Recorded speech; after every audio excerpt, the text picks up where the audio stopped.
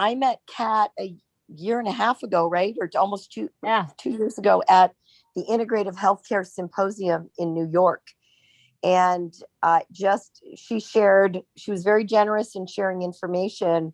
And I just got a very strong hit that I wanted this woman to come out to Montana and do. Ming brought me to Montana, Alex. Yeah, literally, I'm talking. She flew and picked me up from Florida and drove her. We drove back cross country, but I had been taking her program, the online version of it. And I was just so impressed with the incredible amount of information we were being given, also with the exhaustive detail of her coaching. And I had, I was approaching leptin sensitivity. I'd been running into some, pitfalls with some supplements I was taking, things like that. But Kat got me fully in. And when we drove cross country, literally in 3 days, 2,600 miles, we were doing, we did a 900-mile day and I was completely alert from early morning until late night. It was incredible. She was feeding me her amazing food, and got back to Montana. And I will just say that her program, Kat's program, has literally reset my whole nervous system. It has eliminated every possibility of any craving and addiction in my life. And food cravings was really it. Certain things that I thought I'd never want to give up. And just also, food issues, incredible relief from some injuries and pain that I had in my back from what we thought was a bulging disc, and also some shoulder injuries. Those healed in a matter of a couple months. I mean, literally all the pain and all the mobility came back. The other one of the first things that happens, and other people, because I've been through some retreats that Kat's done with other folks, but is literally waking up early before the alarm, and with complete and total mental clarity. Like you could wake up and do your taxes or whatever your most rigorous mental activity would be. So waking up early in the morning before I used to wake up, and being alert all day, and also being able to learn new things. I've done incredible. I'm doing business coaching and learning things that I really had avoided because I just didn't have the mental acuity to do it. So those are just some of the things, but I'm just going to say it's completely changed my life. And I've also witnessed other people in her retreats have life-changing results. So I just keep saying this, I'm never going back, and never going back. I just am so happy with where I am, and feel so much complete freedom. Awesome. Thank you so much, Ming. And I owe you so much. And she's really, again, why I have settled here. And she told a doctor, a wonderful naturopath, Dr. Paul Raish, about me out here. And so that really started to get the word out here about what I'm doing, which is why I've done about 8 or 9 of these since I arrived here. And there's a lot of sanity here. We're doing another one June 18th through the 23rd. But thank you, Ming, so much for being here tonight and for sharing that. Well, thank you for changing my life, Kat. I'm just so grateful, and it's amazing. I've got the most amazing life. So thank you. Awesome. Thank you. Okay, great. I'm going to put you back into the audience. Thank you so much. Wonderful. All right. Well, I'm going to introduce Kat, and then we'll get the party started. All right. So Kat James is an award-winning nutrition author, leptin pioneer, and syndicated radio host who has been called Master of Self-Transformation by Self Magazine, as well as the Jane Goodall of leptin. After she overcame autoimmune, liver, and eating disorders that nearly took her life, then taught countless others her original protocol with doctor-verified success. Our guest is a controversial and pioneering dietary mentor, and now recommended at top neurologic, fertility, functional medicine, stem cell, metabolic, and even dental clinics around the world. and she's been featured on top spas and institutions such as Omega Institute, Canyon Ranch, as well as on Today, Fox, Hallmark Channel, TBS, Good Day New York, PBS, Life Extension, Glamour, Marie Claire, and now The Science of Human Optimization, which is That's right. on that cake. My great pleasure to introduce to you my friend, Kat James. Thank you, Alex. And thank you for doing what you do. And honestly, you doing from the naval expos you used to do to now these, it really has connected a lot of people with what I do. And I'm grateful for that and what you do for so many professionals that otherwise would not have known how to reach people. So you are heroic that way. You also wrote a great book for practitioners I want to tell people about. The Art of Selling, the Art of Healing. That's fantastic. And so what I want to do is kind of take everyone to an image first, because my calling card is really, I remember doing a event in Atlanta with a eating disorder or a body image organization. And I walked on the stage and no one was taking notes. But then as soon as they saw my before picture, they got out their pens and pencils and said, you know what, I think I'm going to listen to this person, because she probably, she did something. She really walked it and she really did it. So I'm going to go to an image here, and I'm not sure how to share it, but I'm going to put share screen, and I see it right there. So I think we can do this. All right. This is, I'm going to try to do full screen here. On the left, that's me, 19 years old. And I didn't really have a happy teen experience. So when people were, I lived on Lake Michigan, and in the summer, I would not be seen in a bathing suit. When puberty hit, I had this lipedema thing that happened where lots and lots of weight on the lower body. And it was a big deal. I mean, I literally had the same person would wait until I was in the front hall in my school and wait until I was there. And it was right when everyone was rushing to first hour and the halls were absolutely full. And he would look for me. And as soon as he saw me, he would yell a horrible 2 words, fat, and then I won't say the second word. Hey, it's, and I'm telling you, that's my memory of high school. And I hated it. And it was not fun. And I also was a dancer, and I danced from 5 years old. And then when puberty came, you know, I was a dance teacher, but I was a fat dance teacher. You can be that in Michigan. I wanted to perform. I was a singer. And so, you know, that was a joke too. I studied musical theater and dropped out halfway through my senior year because I couldn't reconcile my body with my performing aspirations. So I thought, I'm going to get behind the scenes. And I was very good at doing makeup. There was a lot of art in my family. My dad was an award-winning watercolor painter, and I was very good at it. So I moved to New York. I joined my sister, and I rose very quickly because I was really good, and I was behind the scenes. But meantime, my body was falling apart. I was binge eating every single night. This went on for 12 years until I started having heart palpitations. I had horrible rashes. I could peel off the skin on my eyelid, crepiness, but this was totally peely, oozy, tissue papery. I had tartar that wouldn't come off my teeth. I had canker sores all the time, dizziness on standing. And then I started passing undigested material. Then I went to the doctor. And at that point, I said, you know, I guess I better see what's really going on. And they said, your liver enzymes are sky high. Go to the liver doctor. And I went there. He says, you got to do a biopsy. And I go, what's going to happen if I get he said, because there's no viral hepatitis, but we see like an autoimmune hepatitis. And I didn't want to do this biopsy. I remember there was no internet yet. So I went to the Shakespeare books on the Upper West Side to look up liver biopsy, what's involved, what are the risks. And then he said, you're going to be on immunosuppressants either way, because my liver was attacking itself. And I said, okay, immunosuppressants. So I looked that up at Shakespeare books.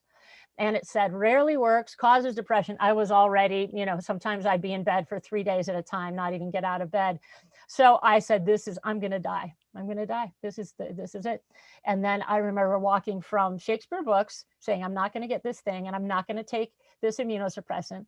And I walked up to where I would usually get my health food, binge food, which was a live, I think it might've been the Health Nuts. Yeah.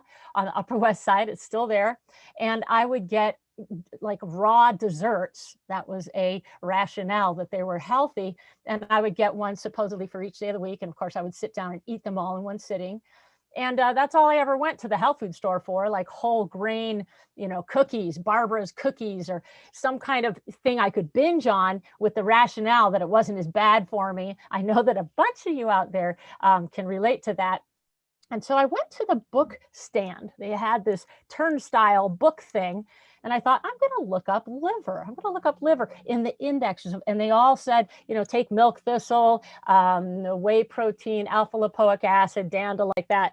And so I said, I'm going to do that. Okay, I don't believe in this stuff. In fact, I was really surprised that different books had the same recommendations. And I thought it was all made up stuff. And so I started taking it and I got out of the woods. It was unbelievable. I went back to Harvey Lieberman at New York Hospital 3 times. And each time I was down about 200 points. And so he hit his desk and said, what did you do? And that was the beginning of me believing in natural stuff.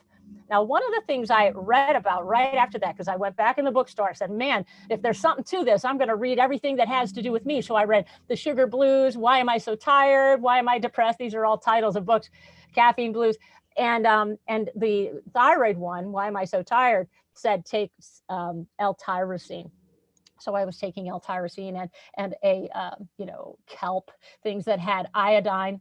And so the amazing thing is that only years and years later, once this incredible experience that hadn't happened yet, once it happened and I sat down to write a book, I kind of backed up and said, that supplement, L-tyrosine, that I took, that bought me time because it heals the dopamine pathways. So it helped get me to a less crazy place. And then this amazing day happened where 5 hours of not having any thought of food, forgetting to eat lunch, which never happened, and feeling like my head was floating over my body. There was no sense of impending doom. I always had a sense of palpable shame and impending doom, major anxiety, total obsessive thoughts of food. I was on a massive roller coaster. So lunch never came and went without me eating. And all of a sudden, it's 2 o'clock and I've had pure productivity. And I said to myself, what in the world was that? And whatever it was, I'm going to set out to make that feeling last 24/7 if it's not the last thing I do. And that was my priority. And I was doing a lot of things, working for celebrities, photo shoots, and very busy that way. But this was on my mind. And after 2 years, I figured out how to make this thing last 24/7. And there was an overnight experience that I wouldn't be able to understand or have described to me the scientific function or mechanism that I had harnessed, but literally an overnight tipping point where all of a sudden my rings were loose, my abdomen was flat, and the most surprising is the food in my refrigerator didn't look like food to me. And I had just bought it maybe a couple of days ago. And so I looked in the refrigerator and said, wow, I have no interest in this. I had been vegetarian for 7 years. Spontaneously, I began to eat some meat. And I didn't know why. And I didn't even know when I got to the restaurant that I was going to order some. And I didn't think it was going to do for me what, and this is not about that. I'll work with vegetarians. I can't work with vegans because biochemically we can't get them to their optimal health unless they're just dedicated to a ton of supplements. But anyway, so I just said 10 dress sizes over 3 years came off. And it was gradual. There was no effort. There was no more white knuckling my way through every day. There were no more shoulds in my head. There was no more at all food issue, none. It was like, wow, this is like regular people must feel. This is like all people in my high school. And because this was before the majority of people were obese. And it was just an astounding freedom. And there were no good weeks, bad weeks, good days, bad days. There was no fluctuation. I was buying clothing 2 sizes smaller just because I knew I'd be in those clothing. I knew I would be in them, you know, within a couple of weeks. And, you know, the store clerks rolled their eyes, you know, but they all fit eventually, and 10 dress sizes. And I remember going to a reunion, and a friend from high school was angry at me for claiming to be who I was. I looked very, very different. And you can see these photos, 19, 29, 39, 49, I'm 55 now. And it is like, if I remember what it was like to live in the body and mostly in the biochemistry that I used to live in, every day is like Christmas. And it was a secret that I really couldn't share for a long time, because I figured this out before anybody. Leptin was not discovered. And the foremost clinical expert was the one who told me 14 years later that, you know, on a book signing that he incredibly coincidentally was at, he said, "You have harnessed leptin." When I described to the people lined up for my book, I said, there's no more portion control. There's no more craving. Your energy goes through the roof. Your appetite drops. And it's even energy. There's no more ups and downs. Your sleep is super deep. Your head is clear in the morning. If it's not, you're not leptin sensitive. And all your inflammation goes down. Your swelling goes down. Things that aren't affected by the gym are the changes that you'll see. And I said, but it doesn't work. This hotshot doctor who really the foremost clinical expert on leptin, and told me what I had harnessed, he was standing there, and I figured he was like the other doctors who didn't know what they were talking about dietarily. And so when I told this group of people, and it doesn't work unless you eat a lot of fat, and I looked right at him, and his jaw just went, and I go, yeah, I know. What did I get wrong? And he said, you didn't get anything wrong. You're the only person who has it right. And so I was fortunate enough to learn so much. Why did people's bone loss reverse? Why suddenly were they not addicted to food? Their dopamine pathways healed, or addicted to anything? And why did they not have allergies all of a sudden? Why did everybody who said, oh, if I have a little dairy, I double over and have to go to the bathroom, or I'm allergic to chicken, or, you know, odd things, and why are they never allergic anymore? And he said, because it's the great immune modulator. How come there are reversals in ALS? And here I got to say, entertainment purposes only, all coincidence. So I'm not going to make any claims here. It's all coincidence. But I asked him, how come, you know, MS and lupus and you know, brain tumors, and he said, because it upregulates stem cell production, downregulates inflammation, upregulates tissue repair. And you can look up the cancer situation. You're lowering leptin, and when you lower leptin, you have a reduction in proliferative cancers. You just do. And so just incredible things. And I do want everyone who's watching to write down, wait, you know, I have a friend who has blah, blah, blah, and to submit that in the chat, because I will talk about everything like that. But the amazing thing that's most distinct and well known about leptin is that it's the satiety hormone. So there's not willpower needed. And if there was willpower needed, I wouldn't be here and I wouldn't be here. And it is astounding to not need any willpower at all anymore. It is the greatest freedom. And many people are absolutely aware, once they get into leptin sensitivity, of how much of their life energy and life force was taken up literally by circling around food cravings. Now, there are athletes and slim people and underweight people who can't gain weight to save their life, or who have ADHD or autoimmune issues or sleep issues, adrenal issues, thyroid issues. That happens in all shapes and sizes. And so those are incredible stories as well. I have an Oscar-winning actress who said this would have saved my marriage. And I have a former Olympic athlete who 20 years later got down to a lower body fat through just dietarily, not changing what he was doing, you know, basic weekend exercising, than he had been during Olympic trials. And I've had a trainer who wouldn't work with his client anymore because he thought his client who did my diet was on steroids, because the muscle to fat ratio is so incredibly optimized, independent of exercise, because of freed up testosterone. A lot of people are doing fasting right now, and all the biohackers are talking about fasting. And one of the downsides is rebound eating. And there's another downside, that it can affect the thyroid, and it can affect the sex hormones, excuse me.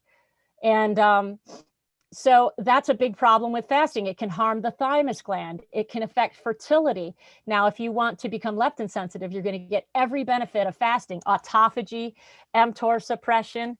You're going to get, metabolic healing. And that is all going to be incredibly normalized with leptin sensitivity. And you can look up leptin, you can read, leptin diet. It's bad, really bad. I mean, not even on the charts.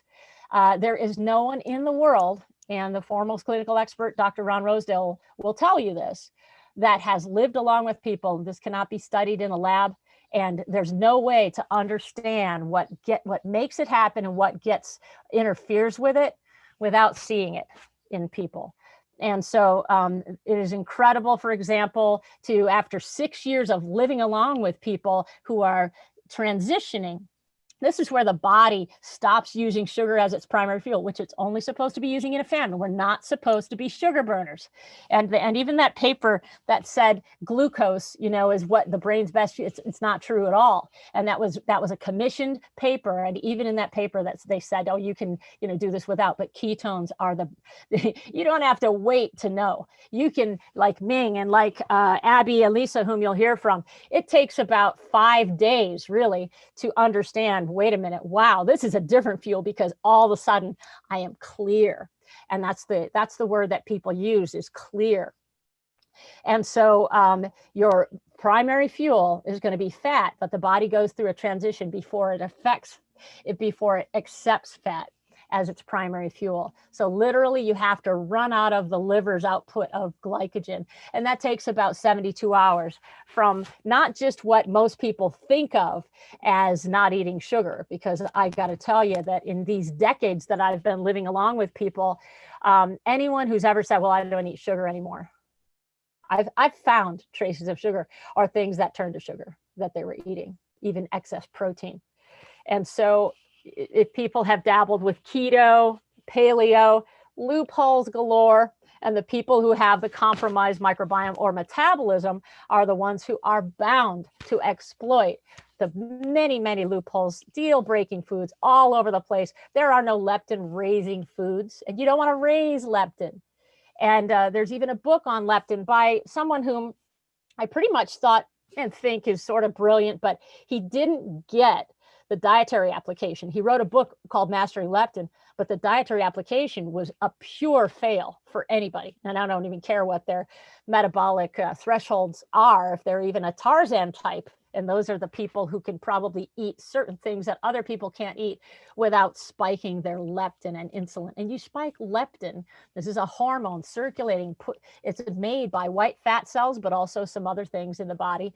And it circulates. And if the hypothalamus receptors there are burnt out, just the way you burn out your insulin receptors and you become insulin resistant, if you burn out your leptin receptors, you'll be leptin resistant, and your circulating leptin will not be read. It will not be acted on and received in the hypothalamus and other parts of the brain. They think there might be receptors in the gut, actually, but it won't be, it won't register. It won't signal. And so the problem with that is then the compass of the body, the body's ability to see all of the things that leptin regulates is gone and compromised. It's just done. And so that's the amazing problem. And it's so easy. If you spike your insulin, you will have already spiked leptin a long time ago. So you don't have to be insulin resistant to be leptin resistant. Everybody's leptin resistant. Almost nobody is not leptin resistant. And so the amazing thing is if you become leptin sensitive again, you cannot have insulin resistance. You can't have diabetes. You will just totally not have metabolic issues. And once you understand the mechanism, what's unique with how I get people to harness it is that it's not by number, it's by feel. And it is incredibly empowering not to be following very deceiving numbers. I have never, for example, seen a numbers, prescribed in a keto diet that weren't laughable with regard to leptin sensitivity. And what's interesting is that it might, from a biochemical standpoint, seem stricter, but it's not. It actually puts you into a land of freedom and zero craving that these others cannot. They leave you in purgatory. So they leave you in a state where you still crave a little bit. You may have little tastes of moments and days where you don't crave, but you are going to set off the mTOR pathway, which is cell replication, because you're getting too much protein. There are things in supplements, things in tinctures that are just totally consequential, and little odd things that make no sense. I mean, that no one believes, no other practitioner would believe, for example, that alcohol in a tincture or a beet powder or carrot powder in a product it could completely throw you out of leptin sensitivity. And I had a woman at my Brentwood, California program who was chewing on vitamin C that had fructose and a little other ingredient, and everybody else was flipping into leptin, having miraculous changes, and she was frustrated. I go, what are you doing? What are you doing that's not in front of my eyes? And she said, well, I'm having these. And she showed me this little, and it completely messed her up. And even pros at doing this program whose lives have been changed, all of a sudden they had a store clerk read something and not read it all the way and give it to them, and they're squirting this in there, and all of a sudden they're out, and all of a sudden the body doesn't burn through fat like rocket fuel like it will. All of a sudden, if you spike insulin, spike leptin especially, your body is going to have a default message that says you're in a famine to use sugar as your primary fuel because your receptors are blind. So the default message when your leptin receptors are not receiving due to too many spikes in blood sugar is that you are in a famine. Now, this seems easy. I'm sure there are people listening. Okay, I got this. I'm going to, I know how to not eat sugar. Come on, give me a break. Okay, trust me. It's not just that. It's your ratios. I just lost a light. That's okay. It's your ratios of your macro ratios really matter. And if you don't go bold enough in some areas, and if you don't understand the aspect with protein, and then even the order in which you eat and the frequency, you're going to be thrown out of this. And so there is an amazing amount of information, but then there's the lifestyle. They can't study this in a lab. Dr. Jason Fung is a star in Canada, a metabolic star in Canada. And he said, we haven't made happen outside of a lab what you've been doing for yourself and other people for decades. And it's true. You can't study this in a lab. Human beings don't like captivity. They do like coming to my programs around the world. Well, most of them are going to be in Montana for the foreseeable future until we get some sanity happening in this world. But they don't. And then the other studies, dietary studies, if you're hearing, oh, well, fat is bad or meat is bad, those are epidemiological. They're not intervention studies. The intervention studies are clear and consistent that, first of all, if you go lower in carbs, it's better. You have more reduced all-cause mortality, and your blood lipids vanish when you become a fat burner, and you can only do that by eating fat. And so so that is an amazing thing. And it's very counterintuitive. And so what I'm going to talk about, again, leptin, what is it? It's a hormone produced by your white fat cells. And it is a hormone that you have to be sensitive to it. And how do you become sensitive to a hormone? You lower it. If you smell a chemical and you don't smell it after a day, you step out of the room, you go back in the room, you can smell it again. This is the same type of thing. That's an analogy that Dr. Ron Rosedale uses. And so that is an important thing. What issues does it affect? Lorraine, I'd love a tissue. Sorry, I got to tell you folks, you're seeing me go like this and I just really need a tissue. And so it affects everything, autoimmune, metabolically, autonomic nervous system. We haven't talked about that yet. That is whether you're going to be in a constant state of fight or flight, hypervigilance, or leptin, or parasympathetic dominance, which is going to put you in rest or digest. Excuse me a moment. Okay. And so rest and digest means you're not anxious. There's no more anxiety. So if you've got anxiety and sleeplessness, you're in parasympathetic dominance, and you're not going to need for energy to stimulate your central nervous system anymore. You will have unbelievable energy. There's something called AMPK, which is kind of the body's thermostat. It's not the body's thermostat. That's more thyroid issue. It's the body's fuel gauge. And it decides, it looks at the balance between the fuel you're taking in and the fat you're able to oxidize and burn. And leptin stimulates AMPK. It's a very big deal. It's literally deciding, have you ever in your life, like I used to, wondered why you could eat a lot of food and have no energy? Every thyroid sufferer, adrenal sufferer, person who's dealt with weight issues, and I will tell you, lots of skinny people, lots of athletes, they still need to jack themselves up in the afternoon because they live on a roller coaster. Everybody's living on a roller coaster. If you're a sugar burner, you're up here after you eat and you're way down below your baseline because insulin has done too good of a job, and you're way down here. And that's when your mind's eye says, oh man, I got to have some kind of a whole grain or some kind of a carb or coffee or a central nervous system stimulant in the afternoon. And so that completely ends. You're off of that roller coaster and you're no longer overstimulating your central nervous system. You're healing your adrenals, and healing the adrenals brings back thyroid function, incredible effect that both the adrenals have on thyroid function, but also leptin. If you look up leptin and thyroid, you're going to see an infographic that literally shows leptin modulating and moderating the synthesis of thyroid hormone, healing the adrenals, reducing inflammation. There's nothing that I've seen, and I've had a lot of things thrown at me, patients of a neurologist, for example, who had a man with a glioblastoma pressing on his brainstem. He wasn't supposed to be living until Christmas. And I was on site in Jersey City doing a program, and this person in 5 days of doing my online program could speak again and got out of his wheelchair, and his glioblastoma was gone January 16th. And he went back to work. And this thing here, that phenomenon, that is the power of leptin, although maybe not. Maybe it was just coincidence.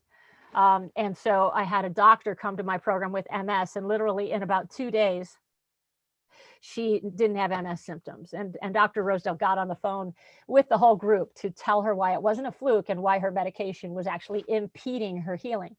Parkinson's, someone within 10 days back to not drooling, back to being able to put their own shirt on in the morning and talk to their doctor. So incredible things that are happening with this. And so I've gone through what is leptin, and I've gone through my story and the mechanism of it. And if there are plenty of questions, Alex, I would like to start with questions, because what I do is I teach this in the format of a 5-day on-site program or a non-interactive online program called My Basic Jumpstart. We're given 15% off. Just if you email info@informedbeauty.com, you're going to be able to just say, hey, I caught the SCHO event with Alex. And then tonight we're going to, we won't announce it tonight, but there will be a winner of a $400 scholarship. So we're going to go through all of the people that were on tonight and do that. And that would almost pay for the Basic Jumpstart. So I have also, in addition to that non-interactive, self-paced, recordings-based 4-module Basic Jumpstart program, I have a mastery teleprogram, which is interactive. You still get the 4 core modules, but you get 6 one-on-one coachings and usually more. You get that while other people are listening. Those happen an average of 2 Thursday nights per month. And that's the mastery. It's normally $9.95, so 15% off of that, and some lucky person will get $400 toward that. And so the other is my on-site programs, and I've done them around the world. And I've done Iceland and Germany and Maui and Tuscany and the Caribbean. And so beautiful here in Northwest Montana is the most beautiful area of Montana. It's near Glacier International Park. Absolutely stunning. And I don't know. You can see a mountain out there. It's a beautiful, beautiful country here. And so my next is June 18th through 23rd. And so those are the ways that you can attend my program. Awesome. Well, very good. If you guys have questions, please put them up there. Nuria asked a question. I'm just not sure if she addressed it to the panelists. I'm not sure if. I want to get Abby and Lisa on as well. And so, Alex, does it make sense? Should we answer Nuria's question, or should we get Abby and Lisa on? Well, let's get Abby and Lisa for a few minutes, and then we'll get the Abby, let's have you first. Abby and Lisa were sent to my program by their wonderful employer, John Wood of U.S. Wellness. I'll have to tell you that January 6th was an insurrection of psychopaths. So someone has background noise. So I guess mute your phone if you're not on. And then so Abby and Lisa came to Kalispell, Montana, around the first week of November. And we took unbelievable after photos January 13th. So their employer sent them back. Lisa has lost, I think, 60 pounds by now. Abby has lost a bunch, but the main thing that they care about is their things like Crohn's disease and thyroid problems and massive digestive, chronic diarrhea, I mean, bad stuff, period problems that were so bad that it interfered with work, etc. And so, Abby, if you unmute yourself and if you put your video on, and Lisa, I don't see you there yet, but either one of you, if you are there. Hey, Kat. Hi. Do we have video on you? It says it's on, but it's not. It's just a blank. Are you in the deal. dark? Okay. I'm in the dark. I'm gonna show people your picture because I just in case. I'm gonna stop the video and then restart it and see if okay. In the meantime, I'm gonna share with people Abby's photos because I put them on my phone. I don't know if you guys can see that. But there's Abby before and after. That is her in Kalispell after, and that other one is just before she got there. And that's pretty amazing, right? Yeah. I think we can do a little better than this. Hold on, let me see. Oh, I do have it in my PowerPoint, so I'm going to pull it up in my PowerPoint. Yeah, okay. Hold on a second. Nobody needs to see that before photo that close. Here we go. There we go. There you go. It's gorgeous. Oh, there you are. Awesome. So Abby, you rolled your eyes a few times at hearing some of the information, kind of like what I shared tonight. You're not going to have any cravings, and alcohol might taste bad to you, and so you were rolling your eyes. So tell me what's changed since that time. So, like you said earlier, that it happens overnight. It really is like a light switch goes off. It's like you wake up then one day, you're like, okay, well, maybe I feel better. And then all of a sudden you wake up, you're waking up before your alarm goes off, and the energy is crazy. Kind of like what Ming said. It's like you're ready to just do anything during the day, just take off. Like my house is always so much cleaner. So, I get up in the morning and I just want to do something. I don't want to crawl back into bed and cover up with the covers like I would before. Yeah. That was a huge thing. Yeah. And you had bad periods. You had bad moodiness. The office was familiar with your moods, and you had thyroid changes. Talk about those things. Yeah. So the mood, that's pretty cool. My mood improved a lot with a job change, but it was still up and down. And this leptin sensitivity keeps it just kind of even keel. there's just not the major swings. Like obviously there's still ups, like you still get excited, but it's just not what everybody thinks is normal. Yeah. And what else did you ask about? Thyroid. The thyroid. Yeah. I'm 31 now. When I was 28, I had half of my thyroid removed. I had a golf ball size mass. It was benign, and my levels were still normal according to, like standard labs, but I was experiencing all the symptoms of hypothyroidism. And after surgery, those just got way worse. So tired, depressed, just all of them, every single one of them you can imagine. Yeah. And I experienced it at some point. And they put me on the hormones, the Synthroid. I weaned myself off of, not weaned. I took myself off of that against the doctors, but about 6 months before Kat's program, and I still struggled. But I was eating better. And then Kat's program, I have no thyroid symptoms. So it's been a year since I've been on any hormones for that, and I don't have any of those symptoms. And then the period was probably the coolest one, my monthly cycle. I mean, for 17 years, I haven't gone but maybe a handful of months without cramping, unless I take handfuls of Tylenol and ibuprofen. And I had to take both of them to even touch it. And that was the coolest thing. It's like getting into leptin sensitivity the first month. And I was like, what? Women don't believe that they can have a cycle and not have any symptoms. Yeah. That's really cool. That's so cool. And your mood, your office, what do people notice about you?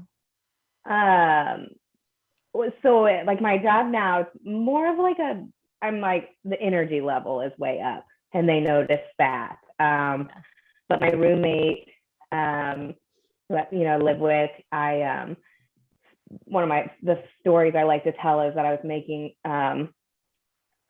coffee one day, which, yes, well, you can talk about that. What? No, this was in the beginning. Oh, okay. So in the beginning, but I you notice these changes really quickly, and then the very beginning, and I spilt this coffee all over, and I just laughed about it. And he was like, "Oh, Abby, there was a time not that long ago where you would have yelled at me. It would have been my fault." And now I'm just more. It's noticeable. Even my friends notice it. Everyone notices that the mood is better. I don't fly off the handle like I used to. And is this? Do you love this food? And at the beginning, did you go through transition at the beginning? Yes. So I do love the food. It does not it tastes so good. You're not lacking anything. And in the beginning I went through a transition and felt, quite awful. Yeah. Part of that is I didn't listen to Kat. So she had her last supper before she got to Kalispell. So I said to everybody, did everybody do their prep? And so, or did y'all go and eat whatever you wanted the night before tonight?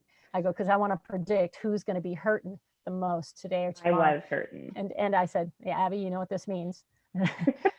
I laid on the couch really still and was like, don't anyone even look at me, because I thought I might get sick. So, but I powered through, and the changes happened really quickly. It was right off the bat, kind of notice things and you're like, this can't be true, right? I was noticing a different shape in my waist, and then my hands were while you were there, while you were in Kalispell. Yeah. This happens all the time. People's waist comes in it's the letting go of edema, fluid related to inflammation, and you urinate a lot. And there are men who suddenly they don't have imprints from their socks. They're feeling a convexity, a cavity on the side of their belly.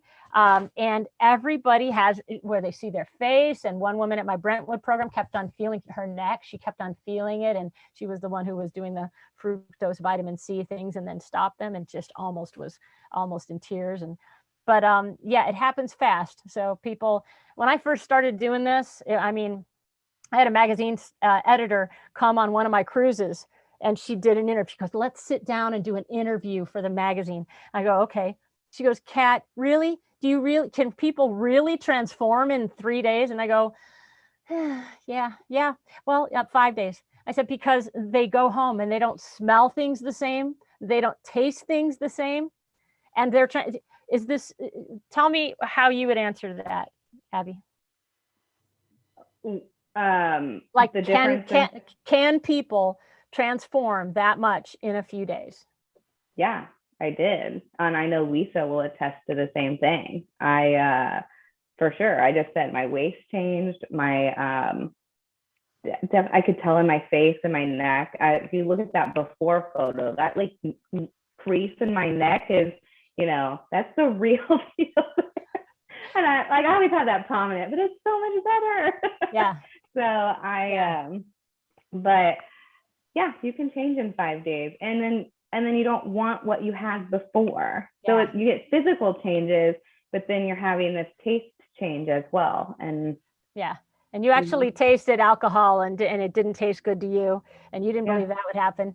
And so thank you. I think that people get the idea with this. And have you ever done anything that was once you're into it that left you as free? No. When you're in it, when you're in leptin sensitivity, there is not the want for the other. I think you mentioned earlier there's gonna be like some nostalgia things, but you guide us and teach us how to get through that. But no, there is not the want for the other, and it is a tool for a lifetime. I've never did another diet where I thought this was, oh, I could maintain this. No, this one's cool because I see, it's like exciting to see about maybe raising a family eating this way, and to know that, they don't have to feel that what everyone else feels is normal. Yep. The tiredness and moodiness. We don't have to feel like that. Yeah. And the ups and downs and being yanked around. Thank you so much, Abby. Thank I really you, Kat. appreciate it. You look great too. All right. Lisa. Yeah, thank you. Let me bring Lisa on. Okay, perfect. Bye, Abby. Bye, Kat.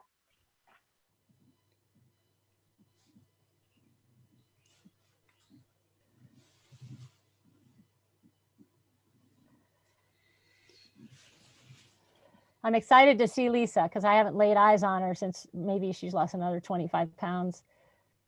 She lost 52 pounds, and I'll pull up Lisa's. Here's Lisa's photo.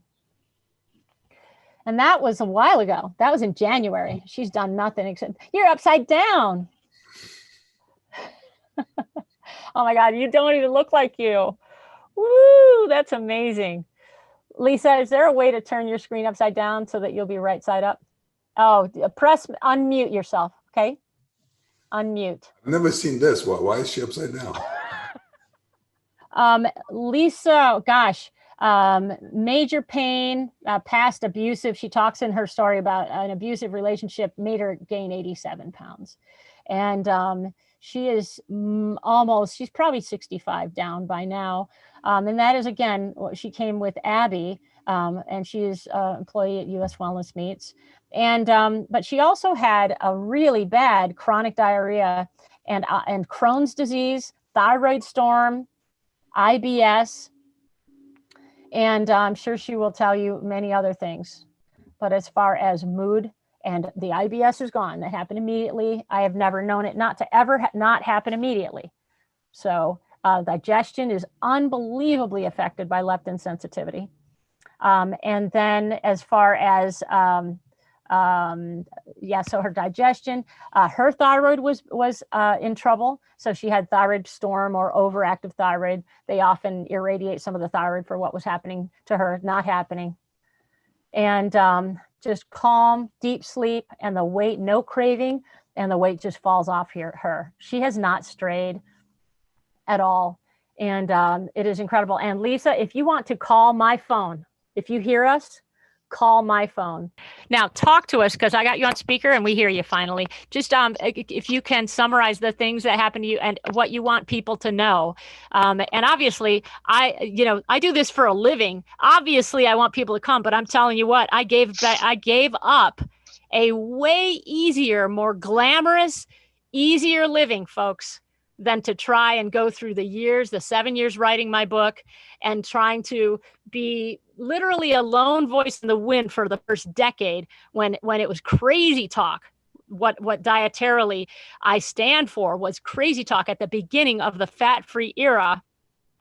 And I didn't know what science was behind the mechanism. I just knew it worked only from observational and living along with people. So Lisa, if you were the woman you were last November, listening to this, what would you want her to know? Just trust it.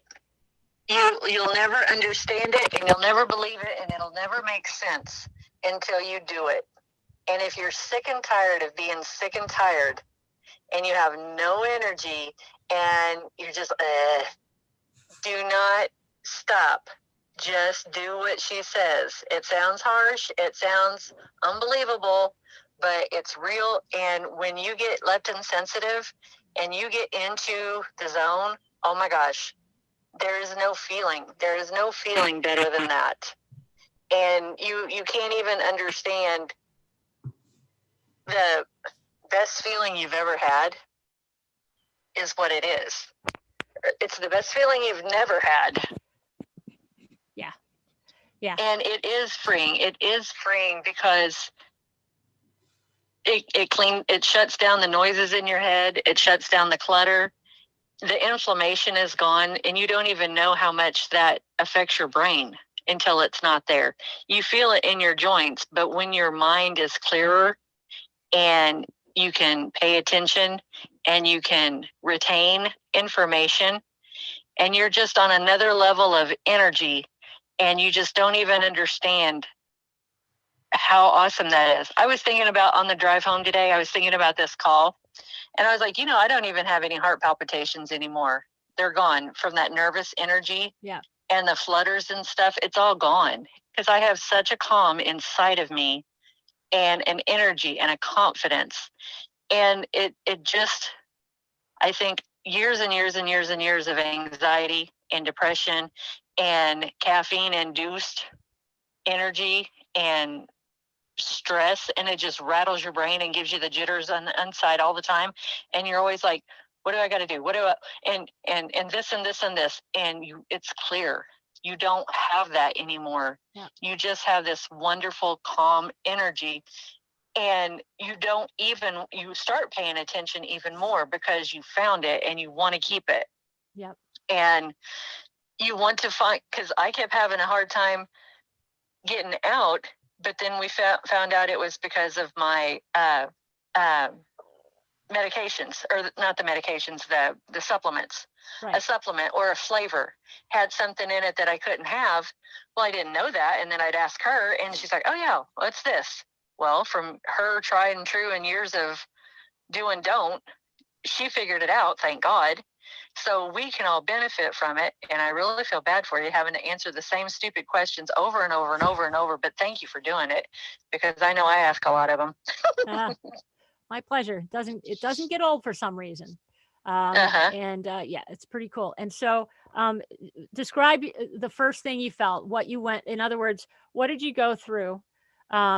What was your, transition? I want to let everybody know that Abby knows that she skipped this big old prep transition that I do for everybody so that it's very gentle and gradual.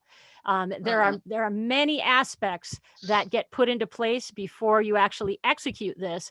And the neurologist I work with said the reason I love this is because when he has people, used to have people do keto, like to stop their seizure. By the way, there's just no seizures. There's no headaches. There's no migraine. There's none of that. And when he would have people, they would hurt themselves. It's very easy to hurt yourself when you're changing yourself dietarily. You're making different enzymes, new enzymes. You're using a new fuel. You're going to have a loss of fluid. You're going to have a loss of electrolytes. You're going to have an energy stop, and you don't want to be operating heavy equipment. And I'll tell you what day that's going to be. Maybe the second day, I'll tell you exactly what's going to happen. And I'm doing things that mitigate all of that. And people need to know that. And so what was your experience like in transition?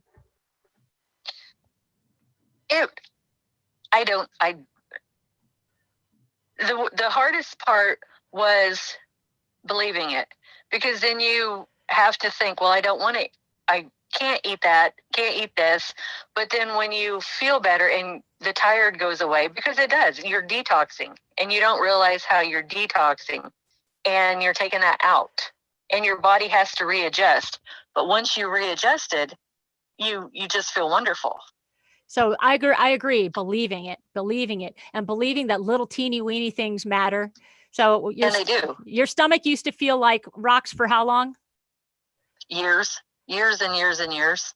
And I had, at one point in my life, I had such, I hate to say it all the time, but bad diarrhea that I couldn't even leave my house. Yeah. Because it was affecting me. So I couldn't leave the bathroom for hours and hours and hours at a time. And I don't know how I didn't get hospitalized. I tried to I was going to go to the hospital, but I couldn't get there without making a mess. Yeah. So I just stayed in my bathroom, and I thought I had developed, for some weird reason, food allergies. So I took myself off of everything, and I started trying to figure out what it was. And, doctors, and at that time they said I had high blood pressure and I had anxiety and I had, all this kind of stuff. And I had autoimmune problems, and I've had thyroid problems, and I've had period problems. And at one point, a doctor wanted me to take the pill to kill your thyroid. And I was like, no, tell me what the reason is. Well, it's an autoimmune problem. Why? What's the autoimmune? I've got arthritis. They say I was going to have bone spurs so bad I'd be paralyzed by now. I'm not. And they've said all kinds of stuff to me, and I'm not. And then now on this, I can tell my knees are so much better. My joints are so much better. I used to couldn't lift my knees hardly to get in and out of the tub, and walking was excruciating. And even my kids noticed I had slowed down so much. I used to be the fastest walker around, and my kids had to keep up with me. And when they both graduated Marines, I'm trailing around like a big old cannonball on the Marine base, and they're like, come on. I couldn't keep up. I didn't have the energy. I hurt, and I just couldn't breathe. What do everything. They think now? What do they think now? Have they seen you? They haven't seen me yet. Wow. I've told them how much I've lost, and I sent them a copy of the magazine, and they're very proud of me for doing it, because follow through is not one of my strong points. That's great. That's awesome. Lisa, is there anything you want to add for people listening? I just believe in this 1,000%, and I know if you do this, your life will change for the better. You will feel freer, and you're thinking, "Oh, I'm not giving up my bread." This was me. I was not giving up bread. I'm not giving up gravy. I'm not giving up my fried foods. I'm from Oklahoma. We fried everything, and you always had fried potatoes. And I don't eat that now, and I feel so much better. Yeah, and I have foods I enjoy. I don't care if you have certain fried food on this program, and that, I mean, you had very specific food tastes, but everybody believes that this is the best food that they've ever had, and it is for real. And it's the tastiest. Your family, everyone's jealous of you. And you say to them, you can't really eat this with the same biological response to this food, because I'm a fat burner and you're not. And that person can be slim, but if you give them your ice cream, it doesn't act in their body the same way that it acts in our body. So thank you so much, Lisa. Unless there's anything else you can think of, then I will let you go. And thank you so much for sharing with everybody. You're very welcome. Thank you. Take care. Bye. Good job, Lisa. All right. So I'd like for people to ask questions, and I'm going to also go through, this is a 17-year diabetic who canceled the vein surgery on his other leg. He had veins that were just all scraggly on top of each other, and had surgery on one leg, and did my program and canceled the surgery because his veins went away. And this is the trainer from The Biggest Loser who had Cushing's disease and early menopause and was on six at least different drugs, massive eating disorder, where she would just brush her teeth instead of eating because she was gaining a ton of weight, because Cushing's puts weight on the upper body. It's actually edema that keeps cortisol from the vital organs when you have too much cortisol. And this changed her life incredibly fast. And she came to the program and pointed to her wedding ring, said, I haven't gotten this off in 3 years. If it comes off in 6 months, I said, that's coming off before you leave. And sure enough, we were in the great room and it just flew off her finger. And she didn't need her CPAP machine. Everybody gets off their CPAP machine. And she just was off her antidepressants. She said, I feel better when I'm sick than I even felt when I was well before. And so she had a huge change. And you've read Bill's cancer story. It's incredible, but it wasn't just his cancer that disappeared. All coincidence. It wasn't just his cancer. It was his sacs under his salivary glands, his clogged eustachian tubes, and his hearing came back because of his unclogged eustachian tubes, his coated tongue, his acid reflux that once made it so they had to call an ambulance because food got into his lungs, and no more. They thought his CPAP was broken. He couldn't sleep more than 20 minutes a night without a Lyrica. And he would, like a fish, flop around every 20 minutes because he had broken his neck twice. He had shooting pain when he went up the stairs, and that pain kept him awake. And he rolled his eyes when I said, you're going to wake up in the same position one day. And he texted me when that happened. Miss Cat, you were right. And he still texts me when he wakes up in the same position. And he is amazing. And that's Carla down below there. And she's the singer with the closed airwaves that were inexplicable. There was no explanation. And a specialist, an orofacial myologist in Hawaii, couldn't get her airway to open. And that was her specialty. And she was frustrated. And she started my program. And I said, your airway is going to be open in about 2 weeks. And Carla looked in the mirror and opened her mouth, and she was the worst score on what's called the Mallampati test as far as how closed her airway was. And she also had a heart problem and a major eating disorder. And so her specialist, she goes, I think it's open, but I'm not sure. So I'm going to go see my specialist. And her specialist wrote me a letter. She was in tears. She said, I don't know how you did this, but in 2 weeks, you've done when she consulted with specialists across the United States, she said, you did what we couldn't do. And she did my program, the specialist.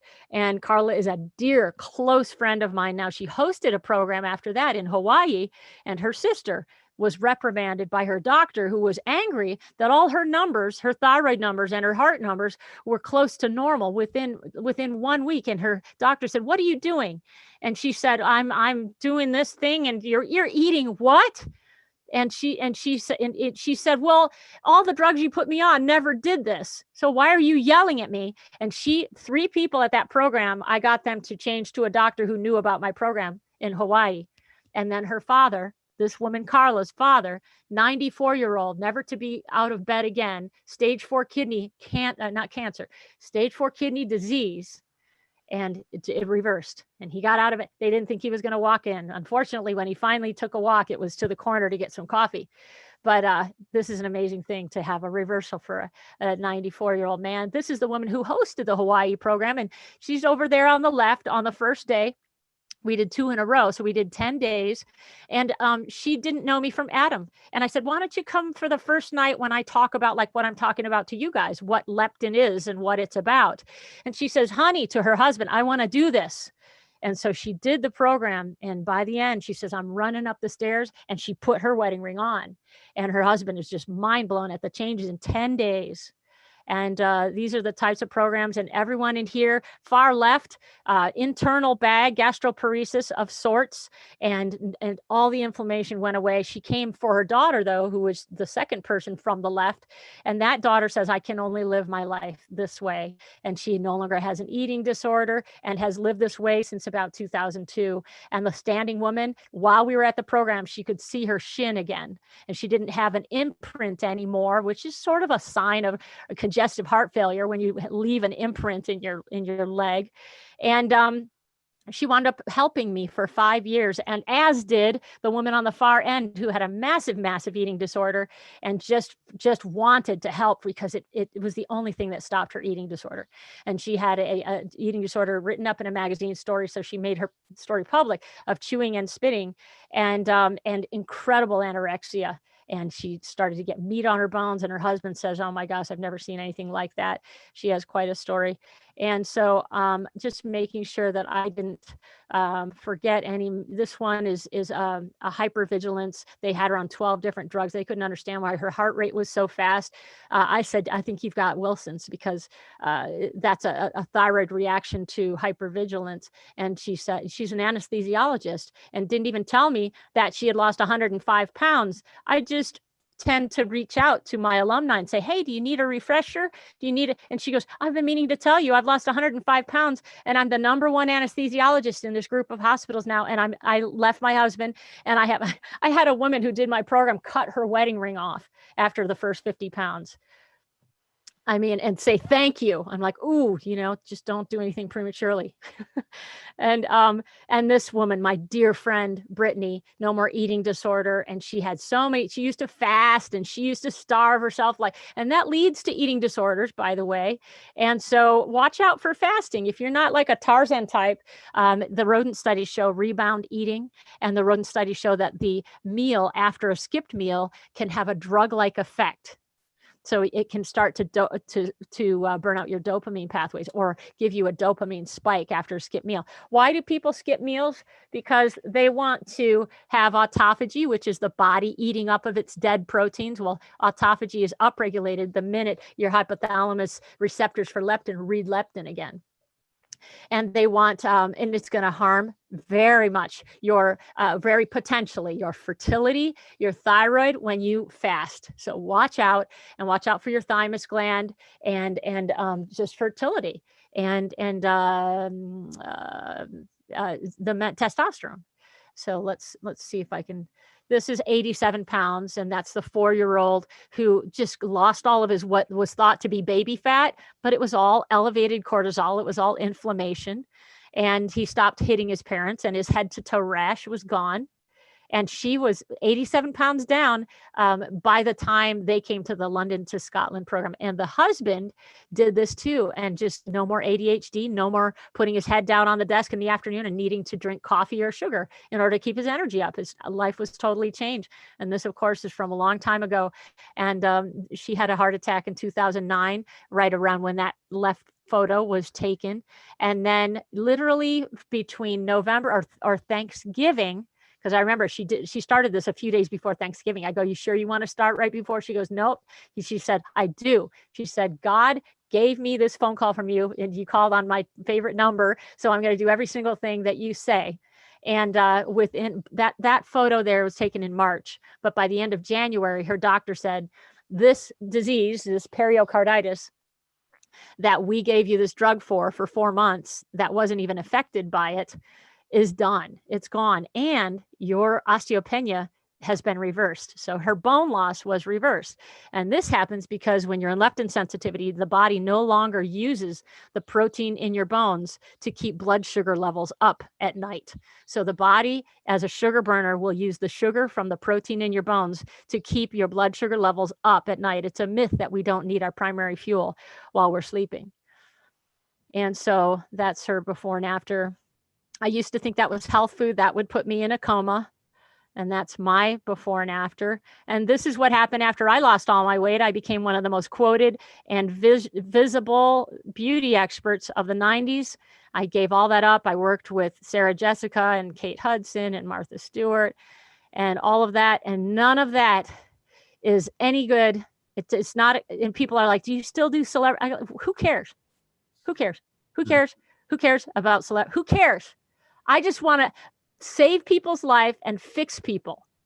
It's just amazing to me when people, "Well, you still do," why? Why would I do that when someone's calling me who's going to die? And so on the left here is a famous drummer, and this happened in a very short period of time. He lost his gut, no more inhaler. Nobody needs their inhalers. Everybody gets off, and they're damaging, those are. And his tongue cleaner was coming clean. He was off of his statins, lost an incredible amount very quickly. The guy in the middle, no more ADHD, made me cover his eyes because he works sometimes for Medifast. And so he just completely lost all of his, but he was major anxiety attacks, and he had a heart attack, and his son, ADHD he would start the same task 5 times in the afternoon, and he used to snowboard. And then as soon as he became leptin sensitive, he said, I went snowboarding and I was up there for 5 hours. He said, I never even did that as a 20-year-old. And his son, he got custody, and his son was off of ADHD meds and making A's and B's almost immediately as soon as he adopted this way of eating instead of D's and E's. And he said he saw his ex-wife at the grocery store 7 days after he started doing this, and that her eyes were as big as grapefruits, he said. And the fellow on the right, this is actually 2 stories. I put the wrong image there. This is a United Airlines pilot. High blood pressure. Lisa had high blood pressure, was stubborn. It's just done. You will have normal blood pressure so fast because as soon as you lose the water weight or the edema related to the inflammation, then basically you can check your blood pressure. It's going to be about normal. So this fellow from United Airlines, and United Airlines actually, United Airlines, it's a piece of hair. Everybody's just driving me nuts. All right. United Airlines fires 31 pilots a month for high blood pressure. And so this fellow does my program, and he just, in 8 days, he's lost 8 pounds. And I said, when's your next checkup? And he said, tomorrow. I go, you don't have high blood pressure anymore. And sure enough, he says, the next day, he said, it's the lowest that it's been in years, they said. And people would look at what he was eating, even at the airport before a flight. One of the people from United Airlines looked at what he was eating. They're like, what are you doing? And that was his food, his freedom food.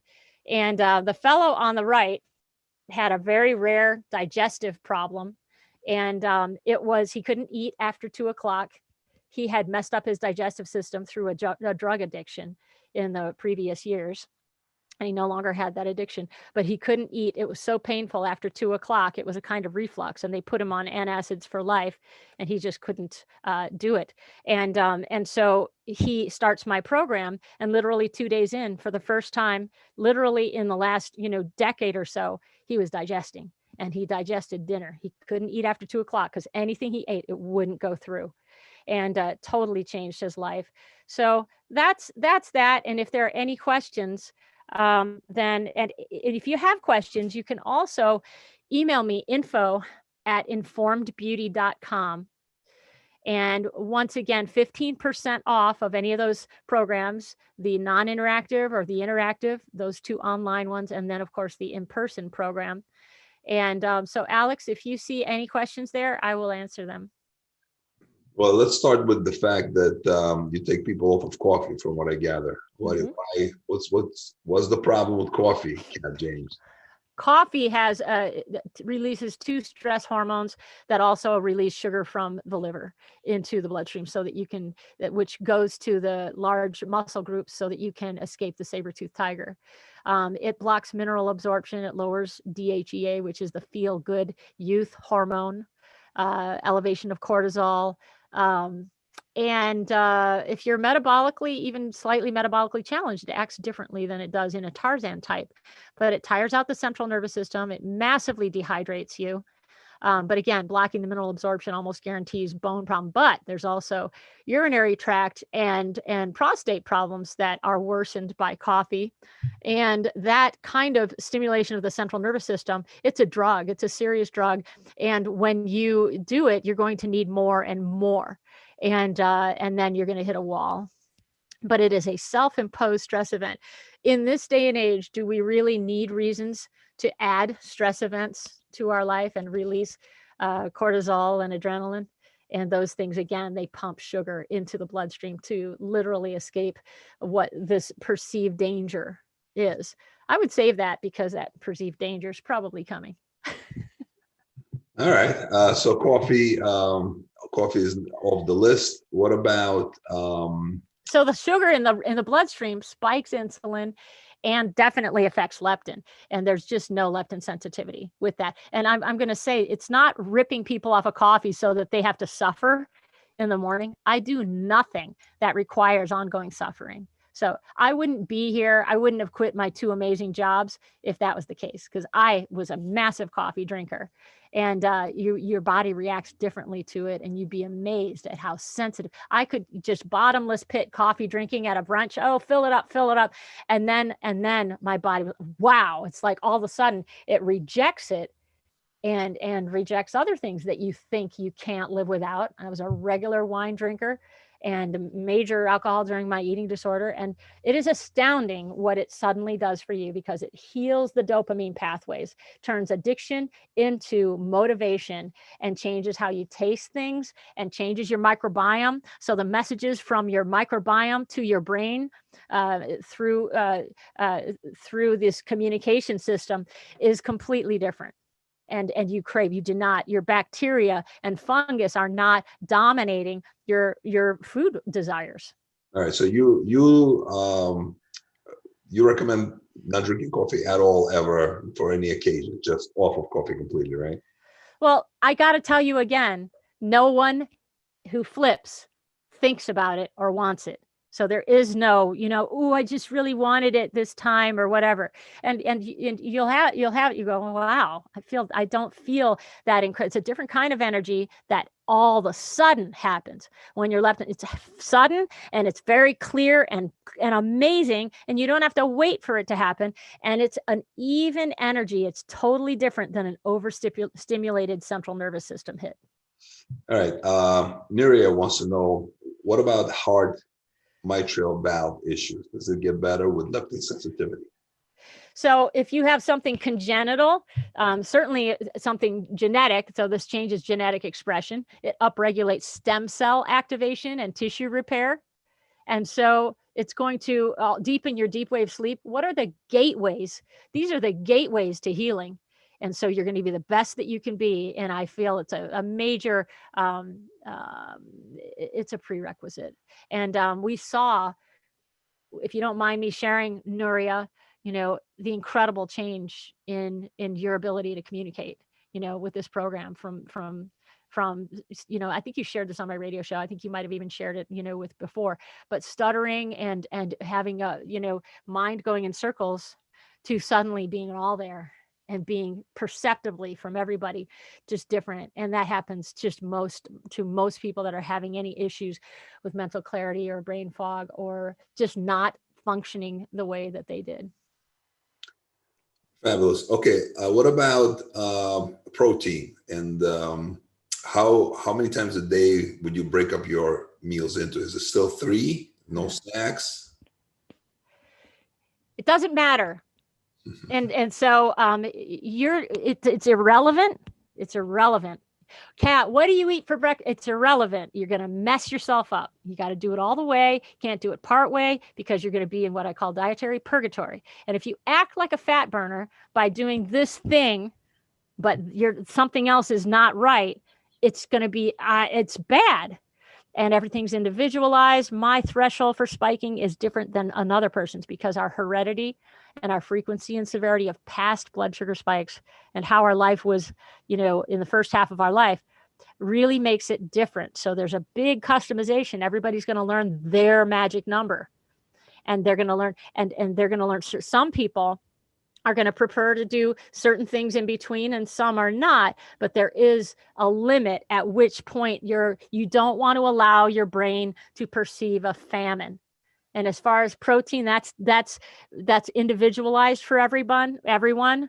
But if you don't know how, and literally the specific things that seem to solve foods and choices and categories that solve problems, that suddenly make everything easy. It's literally, I change and evolve this program every year, every quarter. I'm like, wow, I just figured this is a new, and everyone that's been doing it is like, oh my gosh, you got to tell me about that one. Because everyone says, I'm going to feel this way no matter what. And so I want some new clues to that. So it's just different. And some people don't like certain things and they eat something totally different and certain things work for them. I have just an incredible variety and library and repertoire of culinary innovations that are off the charts. And I'm a foodie. I know about texture and taste and nostalgia, but I also figure out things that have become very unbelievably easy. I've had like 5 ice cream recipes, for example, and some are complicated and some are tricky, and they're amazing. But I have an even more amazing one in the last year that is just unbelievably simple, and yet I had to take all these years to find a sweet spot with the ingredients, because if it's not slightly off, it's not right. It doesn't work. And so anyway, that gives you an idea of you need all of the pieces of this for it to work. You mentioned beets that spike your sugar. What's your feeling about other vegetables, broccoli, for example, and fruits? I guess you're completely against. I don't know. Do you know what fruit really is, everybody? Is it just apples, oranges, and bananas that are presented at the grocery store? What if we lived in the Himalayas? What if we lived in the Amazon? There are definitely fruits, and fruit technically is anything with a seed. Now, what if you aren't eating them because you're really in the zone, and I'm telling you, this is one of those eye roller things, but you won't crave it. You won't, because you change your microbiome, and leptin sensitivity makes you smell everything differently. And everything that's sweet doesn't smell as appealing. Not that you won't be having sweets. And there's definitely ways to scratch the fruit itch. I don't care if it's watermelon or cherry or whatever. There are ways to do it. But you will hate suddenly having that old feeling. It'll stick out like a sore thumb if something interferes with this incredible state. And you could be sitting there in the afternoon and feel kind of that yucky kind of, how am I going to finish everything else feeling? And that it will stick out like a sore thumb, because you'll never feel that way anymore. And you don't sit there and crave these things. And I have not found the language to convince people. They can't know until it happens. And I know Lisa would say, Ming, all these people I've showed you, many people listening will tell you, there's, you just don't want it, and it doesn't enter your mind. And when you're in front of things, you're like at Starbucks, if you walk by, you know how that feeling, some people have this feeling they're controlled by Starbucks, and they look through the glass and they see like poppy seed cake, or they see, I'm like, I do the best poppy seed cake. I do the best spice cake, and make that thing in the Starbucks window look sorry. People at Thanksgiving are jealous of my stuffing, and their nasty, mealy potato crap looks like crap too. And even chicken is like, it's like a chicken breast, okay? It's like dry, and the eggs that you learn to make are so much better than any diner eggs. You're like, oh my God, it's a totally different way of making them, and no one's heard about it. And it's so much better that you're spoiled. And people look at what you're eating and they're like, wow, what is that? And I go, well, it will make you fat, but it will be good for me. And so anyway, I hope that answered some of that question. Do you think you'll ever come out with a cookbook, or are you just going to keep it? I already had an online cookbook that people would pay, $170 for, but I took it down, and it's good money, but what sense does it make to make people think that they can eat those foods and have the same biochemical reaction? And by the way, I'm sure you know by now, calories don't count. It's the body's hormonal response to food. Does your overall intake prompt your body to store fat or to burn it? And you can have up to twice as many calories as a person eating no fat foods and eating fewer calories, and they can be a fat storing machine the way that I was, teaching 6 or 7 dance classes a week and being a fat storing machine. So this changes how your body responds to food. And that is, anybody who's still talking about calories in and calories out, they're in the old way of thinking. Well, let me ask you on that topic. Calories in, calories out. Dr. Fung is. I read his book. He definitely blows that out of the water quite a bit. But still, if you're eating a lot of fat and it's a lot of calories, and you're not moving as much as maybe an athlete or somebody that works outside lifting heavy things, you're in the office sitting most of the time. How does the high fat calories play out? Can you just eat as much as you want? Are you leptin sensitive? Me? Probably not. Is this theoretical situation of a leptin sensitive person?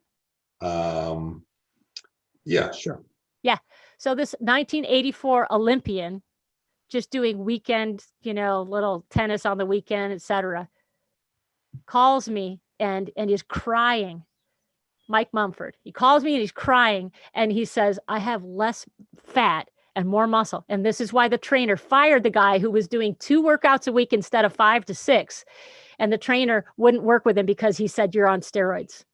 And the season 3 trainer from The Biggest Loser she said, it's all the diet. It's all the diet.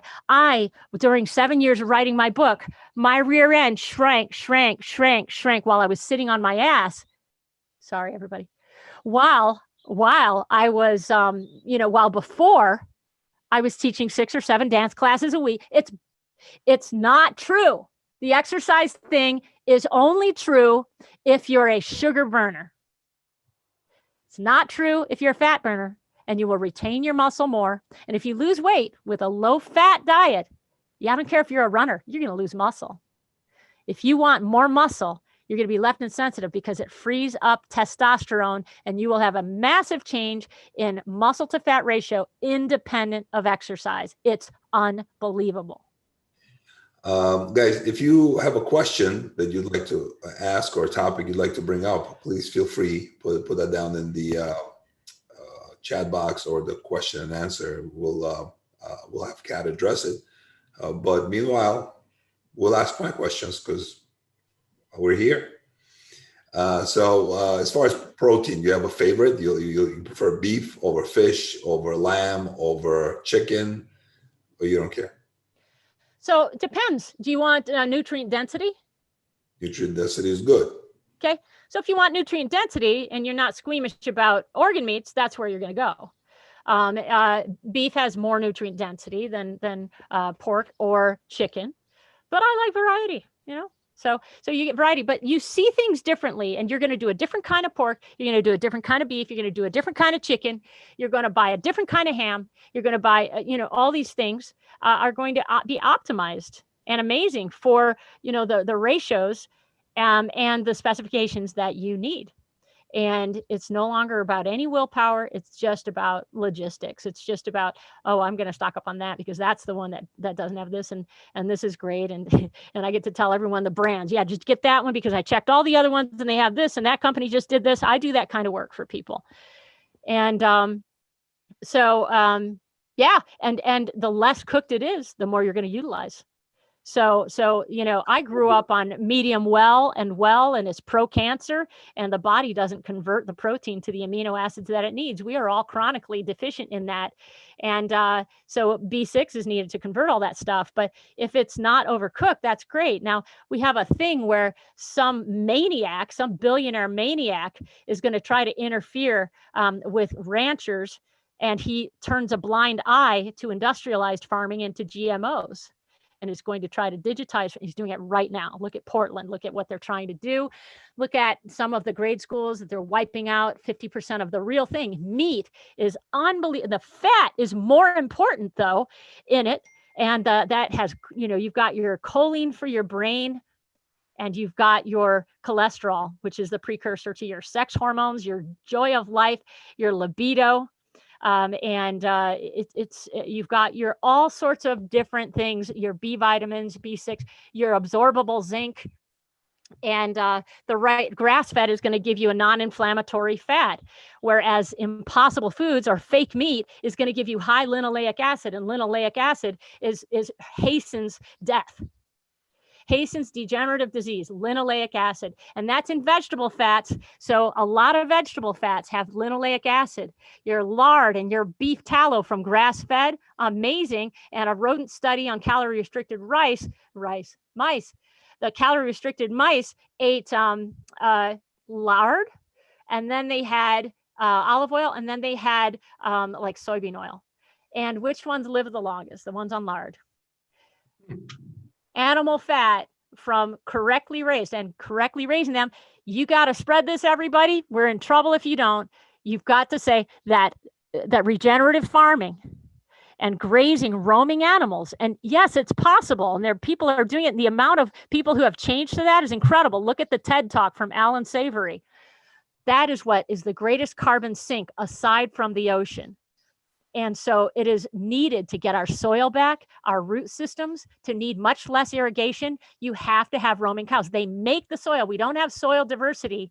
Watch Kiss the Ground and watch Sacred Cow, and tell your friends that the cows that eat grain, they are the problem. And putting their dung in lagoons, they are the ones who are causing the problem. There's methanotrophs in the dung of grass-fed cows that eat methane, and there's a total difference. And that certain billionaire will not talk about it. He will not they want us to, the rhetoric right now is to go for GMO foods, that we can't feed the plant. That's not true. We've had excess food year after year. It's unfairness and poor, and we're looking at an engineered, in my view, shortage coming up.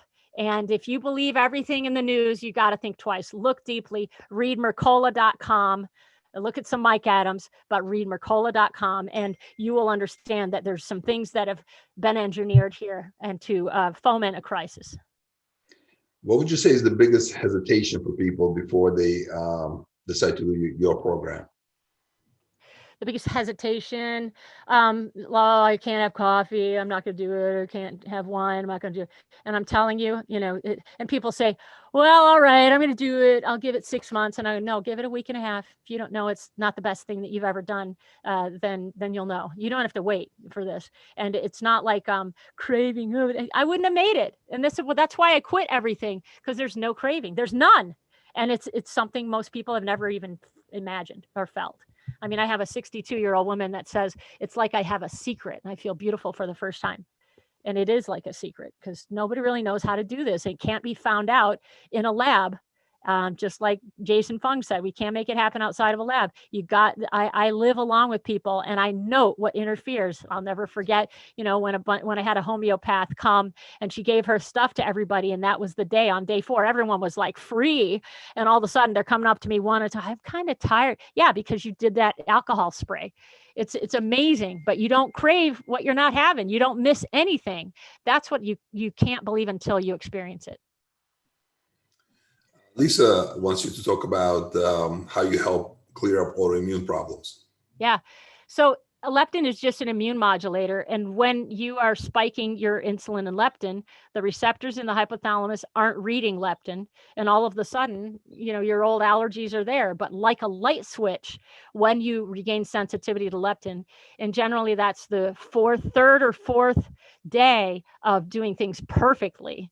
And you want time to prep, leading up to it. You don't want to just start doing something that you think. But anyway, autoimmune just shuts off. I mean, I've had people on the second day say, I'm not reacting to anything, that have reacted every day up until they come there. They're like, I'm really going to eat this. And I'm like, yeah, I don't think you're going to react. And they just don't. And at first I was very like, oh, okay, don't eat that, because if you react to it. And then this man came with his wife, and I remember exactly where he was standing. And this was in Outer Banks, Lake Lure, North Carolina. And he said, yeah, I can't have this and I can't have that. And I just looked at him and I said, I got to tell you, no one ever reacts. So I'm just going to encourage you to go ahead and try this. And he said, I didn't react. And then I have singers that say, I always got mucus from this, and they're not getting any mucus. And little kids that couldn't do nuts or anything, and then we get them sensitized back to being able to do that. It just modulates immunity. So your immune response, that's why you're not going to have a cytokine storm if you're leptin sensitive. So a cytokine storm is the overaction of your immune system, and that's what people fear in this day with this thing that they finally are fixing the PCR test. So all of the sudden, you won't have a 97% false positive. And there's so much, and I will answer people's questions about things like this. And I'm all about science. So if you aren't getting the science on what's happening, folks, you got to go to Mercola.com, and he does the most references. So he is doing the most varied CDC numbers. If you look at, for example, on adverse event reporting, it's stunning what just came out, and more adverse events from this experimental product than all vaccines put together in 15 years. And that's only 1% of reporting according to Harvard. So it's really something. Abby says you will not want coffee. I promise. I was a huge coffee drinker all day. Very good, Abby. Thank you for the encouraging words. Nice. Very good.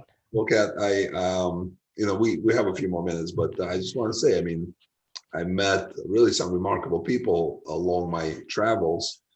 I've organized conferences. I've had keynote speakers, Kevin Trudeau, Suzanne Summers.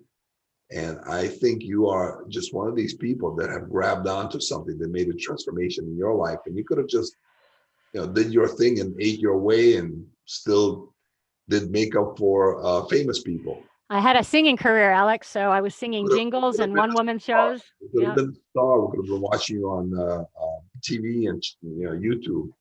But no, you decided to pursue what was meaningful to you. And I respect that so much, because I feel like I'm the same way. I have experienced a health issue. I found a way through it. And to keep it under the rock, it's just plain wrong. So I just want to applaud your efforts. Thank you. Your commitment, your tirelessness, your persistence, your vivaciousness, and your embodiment of what you're selling. I love it. I think it's amazing. So thank you so much. Kudos to you. Thank you. So if there's no questions, then we can close it. And there's a mastery coming up in I think it's in June. I haven't posted the new dates, but you can start either one at any time. And because you start with the first module at your own pace. And I hope to see some of you out here. And we're going to pick someone. Alex will find a way to just kind of gather the names of those who've been on tonight. And we're going to grant a $400 credit toward one of my programs. And thank you everyone so much for being on. Before you go, Nuri, I think just open up a little can of worms here. Okay. You say a few words regarding COVID vaccination. No, I just did. I just did. Go to Mercola, let him take the heat for what I want to say. But look up spike proteins and look up the Salk Institute. Salk Institute, spike proteins, drink some pine needle tea if you have opted for it. But I need to urge you to understand that there are such serious conflicts of interest, and a certain doctor is coming under heat for playing a part in funding certain research, and you need to get informed. And if you look at the history of the companies that have created this and look at how many lawsuits they've had, their history, and your own government's history of lying to you, then you really should think twice about trusting everything. And you're not getting the truth on cable news. And so please round out your information. And if you want one-stop shopping, go to Mercola.com, get subscribed. And he admitted the threats got physical. He was ready to go to court for anything. But the threats got physical. And when you see senators saying no vitamin D, no zinc information allowed, hydroxychloroquine, if they had just allowed that to be used, which is successful in all sorts of countries, and ivermectin, and if they had allowed those things to be used, they wouldn't have been able to have an emergency use. And the FDA didn't approve They authorized emergency use, but all of the studies were on healthy people. It has nothing to do with this. And the history of them killed ferrets, killed children, and they were all fine at first. So another reason to get, in my view, leptin sensitive, making no claims having to do with COVID. But if you want your best immune response without an overreaction and protection on all levels, then this is a reason to do that, even if you have opted for that experimental thing. I just want to take a moment and talk a little bit about the healthcare system in its current state. Right now, it's at almost $4 trillion. When I got involved in this whole industry, it was about 20 years ago, and it was at $2 trillion then, doubled from 1995 from 1 to 2 trillion. So in my eyes, there was no way that could sustain this system in the way it's currently structured. But the entire thing is focused on the indefinite management of chronic disease. So you actually have to have a chronic health problem for you to go see a doctor and for them to be able to get money out of your health insurance. So the system is set up basically to wait until you develop a chronic issue and then manage it for you for the duration of your life. Worse than that, they brainwash the population to think that the only way to access true healthcare is to do it through the health insurance and then access this medical model. What I want to tell you, if you get nothing else out of what I said here tonight, I hope you got a lot out of what Kat said, but your health belongs to you. It is the engine that drives your life. Everything you consider important, your health and your well-being is the common denominator of that, whether it's your children, your relationships, your job, your travel, your hobbies, whatever it is. You want to be optimally well for the duration of your life. You don't want to succumb to their monstrous $4 trillion bureaucracy. So what I would encourage you to do is get involved with CAT on whatever level, at whatever capacity that you're capable of doing. You are worth the investment. You can always make more money. You can't always make more health. So I would strongly encourage you to get to know Kat, take some of her advice and see how it impacts your life, because you can be the link in the chain that separates what happened in the past to what happens in the future, not only for you, but for your children and for their children and for your grandchildren. So I know it was a great pleasure for me to be here with you. Kat, thank you so much. And tell us again how to get in touch with you and learn more about how to sign up. Sure. My website I've kept kind of fluffy. If you go to my homepage, you have to look under what's new. The first two blurbs under there will tell you, I basically keep a generic information for my 5-day programs, and you have to just email us at info@informedbeauty.com, or you can call 877-54-TOTAL. To learn what's coming up. And I'm happy to also talk with people who are seriously interested, if you have a question, but you're going to set that up through info@informedbeauty.com. And there's a second blurb under what's new on the homepage. And that's going to give you, if you're doing Mastery, the live dates, but it doesn't matter. You can sign up anytime with Mastery, which includes the one-on-one consults while other people listen to you on 8:30 on Thursday nights, a couple of Thursdays a month. And that's an amazing format. And whatever time you jump into that, you're still going to get the module 1 recording. And then you will be invited to like the next live session, and you will just, you'll progress on an individual basis, even if you're doing the interactive one. So that's how you do it. And thank you so much. I hope to have an opportunity to communicate with some of you that are listening, and thank you. Fabulous. Kat James, thank you so much. Everyone, thank you for joining us here tonight. We wish you the greatest health, all the success in the world, and hopefully we'll get to see you on the other side. Feel good.